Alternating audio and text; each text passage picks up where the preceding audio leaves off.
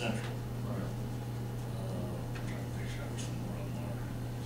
But you see them when they just completely crumble the whole section of pavement. No, I'm in the process of compiling a list of those, and then those are probably beyond my capability. We'll have to have somebody come in and do what I call full depth patching. And once I get my yardage calculated, I will put that out for some quotes.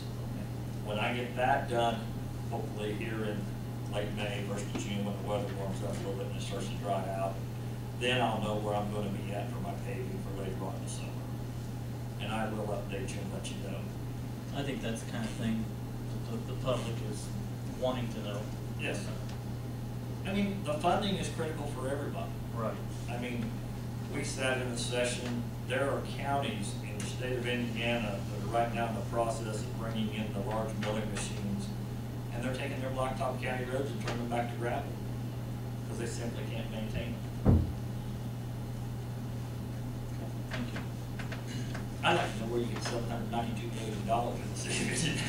If there's any additional questions, maybe we should have Mark come back next time, because Dan's report, does anybody have questions on the Dan's report? We'll work on the violation spreadsheet for next year. I've already started on them for a couple of them. The grass hasn't begun yet. 2 more weeks and they will. We do have the figures on last year's grass cuttings and citation. I also ran some numbers, but I apologize, I didn't get copies made. I've done this at the mayor's request a couple of years ago. Estimated the cost for a single treatment citywide. And this is kind of difficult to do when it snows 3 days in a row. Is that one event or two? But I tried to keep track of it. In 2010-11, the cost for a single treatment across the city of Greensburg with man hours, trucks, fuel, salt, and sand was $3,706. This past winter, it was just over $6,200. For a single treatment? For a single treatment. And then how many of those do we do? I didn't put it on the spreadsheet. I think I based it on 22 treatments. So you're talking $132,000, and I have a budget. Labor kind of floats around wherever it needs to be. But my salt and sand budget's $30 grand a year. And really, to replace the sand you used and push back some with some inventory and to match this year's in case you needed it. If we don't, then the next year will be less. But do this next year, $12,000. That's why I always carry over from one year to the next. That way, if I have a real shortfall, I'm using some of the previous year's budget to help do the worst winters. 6284 is what it is. That's on the right page. Any other questions? Thank you. Thanks. What'd you say, single, 6280? I got one copy, you can have I it. just, you just asked me. You have to share it with your fellow councilmen. Okay. How's that? Thank you. You're welcome. Next on the agenda, Chief Chasteen.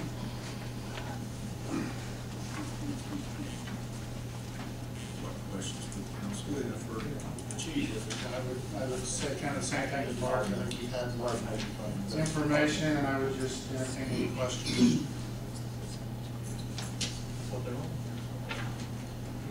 How's the new fire truck? It's new.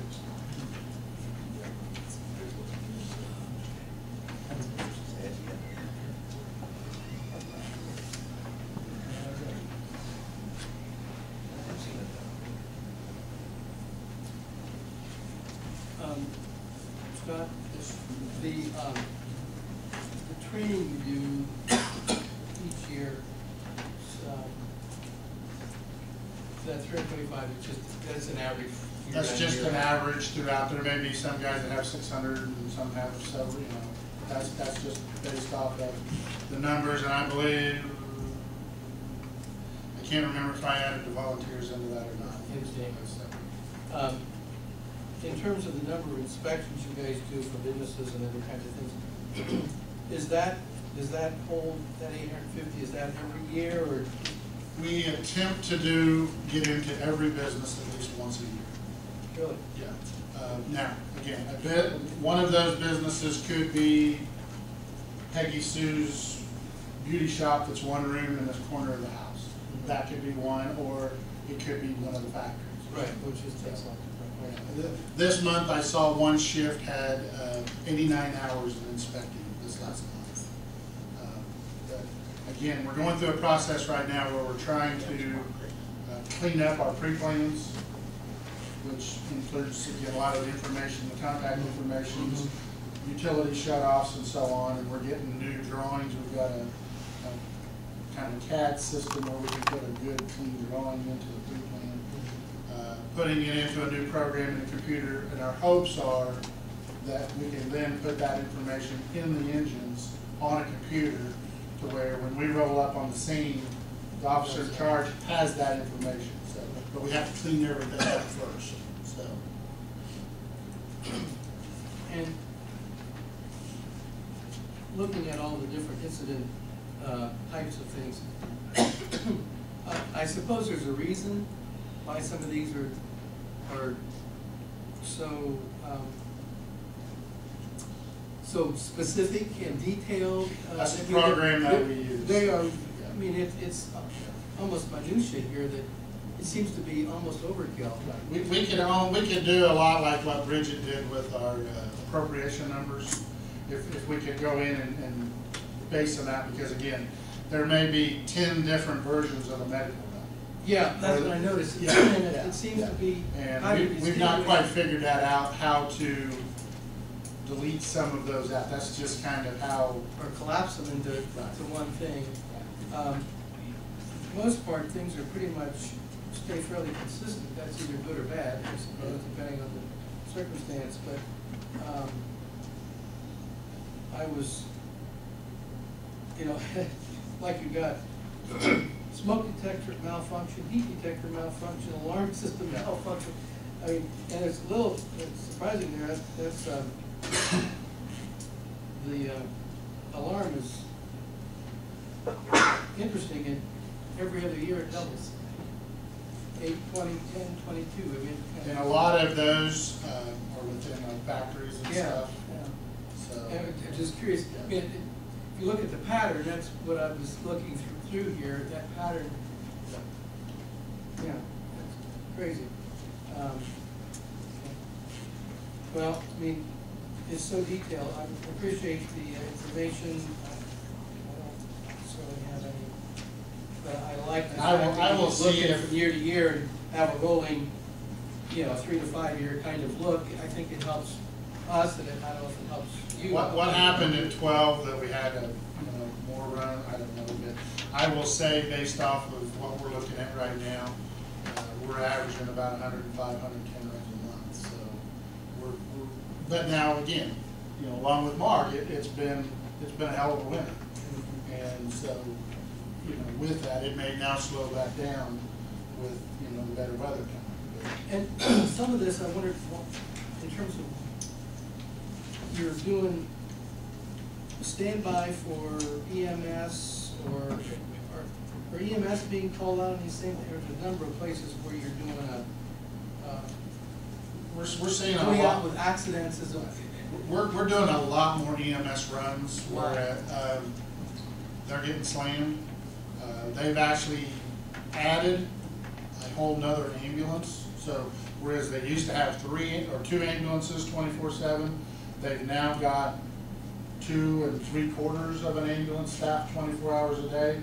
But it's still, they're just getting slammed with runs. And when they can't make the run initially, then they're sending us, our guys are trained EMTs, we can get there and stabilize the patient, and then they come along and we transport. So, but we're just seeing a lot more of that, and we've discussed this in some of our meetings on insurance.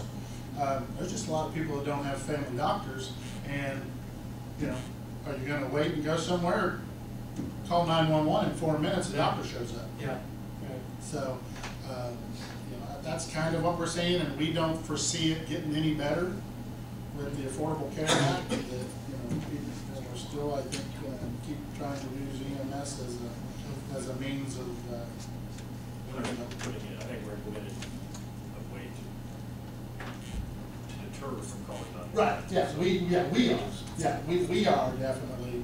But again, there's just a lot of folks that, again, whenever they have you can, if you got a scanner at home, you can sit and listen to some of the calls, and you just kind of roll your eyes and say, what? And but again, they're trying, you know, I meet with the hospital board, or CEO and the board chair on a quarterly basis. Actually, I have a meeting coming up, and these are the things we're discussing. You know, they're asking us for information, and we're just kind of playing back and forth, you know, seeing if they need to add another truck. But then again, it all comes back to one thing too, dollars and cents. Then that's back to, they call you for assistance. Yeah, and again, if, you know, yeah, I mean, you know, we're getting a lot more, we're just doing a lot more of those. On the false alarms, I know the police department gets a lot of those. They have in the past. And most communities, they get so many that don't cost. This truck's costing, if it's the same. We had looked at a false alarm ordinance. Bill, didn't we look at one? It's probably been 04, 05, 06, something in that area. And, you know, we didn't really move forward with it. But, you know, that's an option that we can look at. You know, I mean, we do have some, but, you know, we're not running like we used to, where we're running 2 or 3. But, you know, we had some during winter, but it was actually because their sprinkler systems froze and broke. When it finally did thaw out enough, then we were running on a lot of alarms. But when we got there was water pouring out of the city. And you understand those costs. Yeah, and you understand. But in the middle of summer, when you get the same business, the same alarm, you need to fix it. And they've identified some of that within the fire code with the duct detectors. I know Sharon, when she was at GCOM, would pull her hair out over the duct detectors and stuff, and there's been some code changes and stuff. Yeah, roadhouse. Brutal when it was built. Yeah, yeah. Again, with the training, we do budget money for the training, and we also do try to utilize the Indiana Fire Training funds that are set aside from fireworks money. We actually just hosted a fire inspector class, and I was able to get 5 personnel trained as fire inspectors, certified as fire inspectors, at no cost. So that's again, you know, as it says in here, my guys do a great job of maintaining the station and the vehicles. We utilize Jerry on quite a few occasions. We've got, I think, 4 vehicles that he takes care of the maintenance on because of the smaller vehicles, and then my other guys take care of the diesels because that's what they're comfortable with. He's got the facility to get like my vehicle and them in and on the lift, and I know they're getting another lift, I believe, and maybe they've gotten it, I don't know, I've gotten it. But I think that's been a really good opportunity. I'm actually working with Jerry and to buy some a computer program to track the maintenance. We had bought one, and the guy had fed us a real good line of what he could and couldn't do, and we ended up sending it back, getting our money back, and we've reviewed, done some webinars and stuff, and we just haven't pinpointed exactly what we want yet. But that would be able to give you, you know, at the drop of a button, you know, we did this many oil changes, and you know, and again, track the parts and inventory the parts, and it's pretty neat stuff. But again, along with that, it takes just a little bit of money to it. So again, our volunteer program, we're trying to enhance that also. Again, we currently require our volunteers to provide us 24 hours of on duty at the station. So they can do it in 4 6s or 3 8s or 12, 2 12s or 24, whatever works. And as soon as we're working well, we've got one of our volunteers that comes in every Monday. Every Monday morning, he's an additional guy during the daytime. Mondays are usually kind of hectic because you've got a lot of checks and stuff going on. So he works well for us on that. We've got one that comes in on Thursday evenings and works 4 to 6 hours. So again, this is the way of helping to supplement the numbers. They're not replacing one of the career guys, but they're just an extra set of hands if necessary. So. Gosh, so you're one like 10 volunteers? Well, we're looking to even continue to build it even more, but we take our time with that because we want, even though it's volunteer labor, it's kind of costly to get them through the trainings, equip them and all that, and to set and just continuously a revolving door kind of thing, and where they're not working. So we're kind of very slow and meticulous in what we do when we bring them on, making sure that it's a good fit. Anything else, council? Excellent report. I would entertain, if you've not been in and seen the new truck, feel free to stop down and look at it. Terry, especially, you were one of them, you know, really. So, and if you're wanting, come on down. Maybe take you around the block. I'm gonna drive it. $20 for fuel. Just I-